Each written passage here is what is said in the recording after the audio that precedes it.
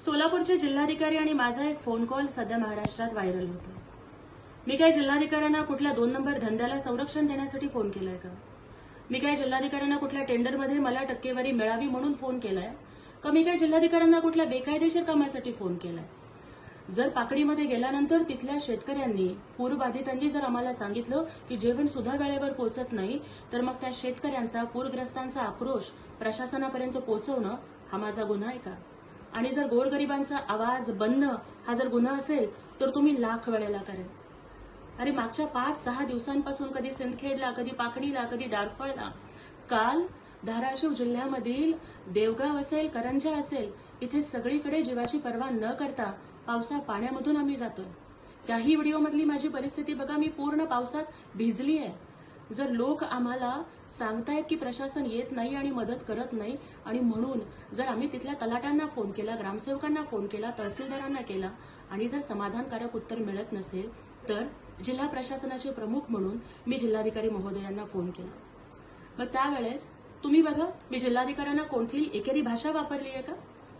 एका राजकीय पक्षाचे जरी प्रवक्ता असले तरी मी काय माझ्या पक्षाच्या नेत्याच्या नावानं त्यांना धमक्या दिल्या आहेत का? मी जिल्हाधिकाऱ्यांना कुठली शिवीगाळ केली आहे का? साहेब, लोकांना जेवण मिळत नाहीये, मदत वाढवा म्हणून मी विनंती करणं ही माझी चूक आहे का? शेवटपर्यंत माझ्या तोंडामधून साहेब आणि विनंती असे नम्रपणाचे शब्द जर बाहेर पडत असताना तुम्ही काय करताय? तुम्ही किती किट आणले? मग तुम्ही तुमच्या पक्षाकडून मदत करा का? असं जिल्हाधिकारी म्हणत असताना मग राजकारण मी करते का दुसरं कोण करतंय याचं उत्तर महाराष्ट्राच्या जनतेनं शोधावं। हा फोन आमचा झाल्यानंतर पुन्हा जिल्हाधिकाऱ्यांनी मला नंतर फोन केला। प्रशासनाकडून कोणती कोणती मदत दिली जाते याचीही त्यांनी आम्हाला माहिती दिली। ती माहिती आम्ही तिथल्या ग्रामस्थांना दिली, ग्रामस्थांना समजावून सांगण्याचं काम केलं।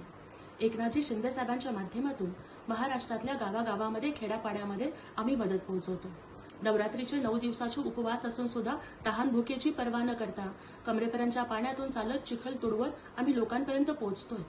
जिथे मदत देता येते तिथे मदत देतोय, जिथे काहीच देता येत नाहीये तिथं महिलांना मी माझा खांदा देतेय आणि खेड्यापाड्यातल्या बायका माझ्या गळ्यात पडून रडतायत आणि मी त्यांना धीर देतेय। हे माझं काम करणं हे चुकतंय का? हे राजकारण करणं आहे का?